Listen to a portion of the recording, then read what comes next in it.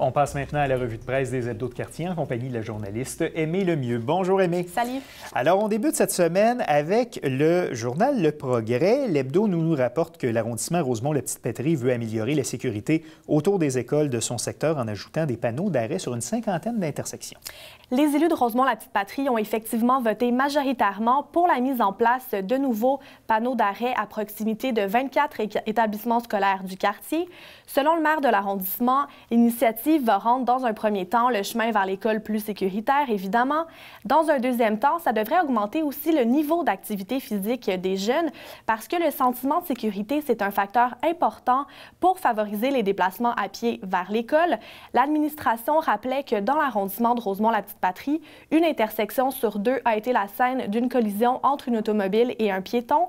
Donc, l'ajout de panneaux d'arrêt, c'est nécessairement une mesure qui sera bien accueillie par les citoyens. Voilà, on s'en va maintenant à Montréal-Nord où le guide nous parle d'une belle collaboration entre le chef de l'OSM, Kent Nagano, et une école de l'arrondissement Montréal-Nord.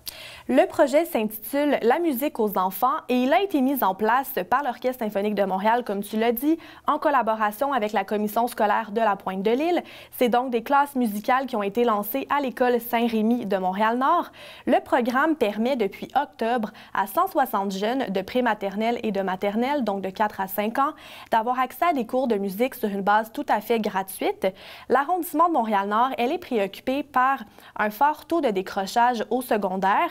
L'idée du programme, c'est donc de contribuer à la réussite scolaire en incitant les jeunes, en motivant les jeunes à se rendre sur les bancs d'école. L'enseignement musical, c'est pas un secret, ça permet de développer l'estime de soi, les habiletés sociales, l'ouverture d'esprit. C'est donc un projet très emballant pour l'école Saint-Rémy et pour l'arrondissement de Montréal-Nord. Une belle initiative auquel participe l'Orchestre symphonique de Montréal. On sera maintenant dans le flambeau de l'Est. On nous parle que c'est à Montréal qu'on retrouve le plus bas taux d'inoccupation des logements parmi toutes les grandes villes québécoises. Cette stabilité du taux d'inoccupation des logements s'explique principalement par le solde migratoire qui est en hausse et la construction de logements locatifs qui s'ajustent à la demande.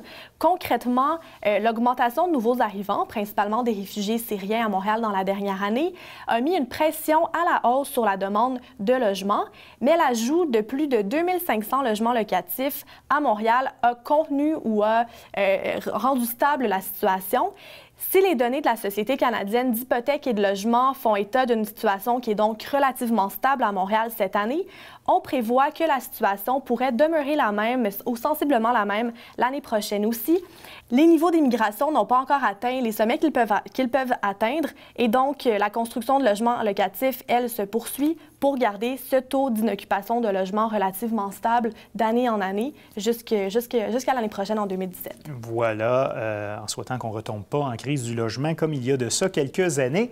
Et on termine dans la voie pop du Sud-Ouest, une bonne nouvelle. On en avait parlé d'ailleurs au bulletin l'an dernier, les difficultés que vivaient les centres d'éducation populaire qui avaient des problématiques concernant les baux qu'ils ont avec la Commission scolaire de Montréal. Dans la voie pop, on nous mentionne que l'avenir est assuré donc pour les centres d'éducation populaire qui sont logés dans les édifices de la CSDM.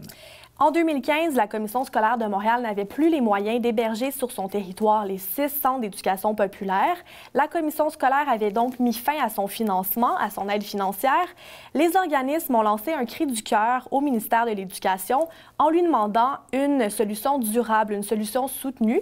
La bonne nouvelle est tombée le 2 décembre dernier. Jusqu'à la fin 2018-2019, les frais de fonctionnement comme le loyer, le chauffage ou l'entretien seront assurés par le gouvernement du Québec. Québec s'engage également à financer les rénovations des bâtiments vieillissants pour les remettre à jour, pour les remettre à neuf. Les baux, eux, seront renouvelés avec la Commission scolaire de Montréal. La pérennité des centres et des services sera donc assurée pendant les 15 prochaines années. Et les 6 centres d'éducation populaire de Montréal, qu'est-ce qu'ils font? Ils desservent une population qui est démunie, qui est vulnérable. Ils offrent plusieurs ateliers, dont des cours d'alphabétisation. Ils donnent donc accès à l'éducation à des jeunes adultes parmi les plus pauvres, parmi les plus exclus. C'était donc un peu une bataille pour la justice, l'égalité des ressources et tout ça. Voilà les centres d'éducation populaire qui sont présents depuis de très nombreuses années à Montréal. Aimée Lemieux, merci et à la semaine prochaine. Merci.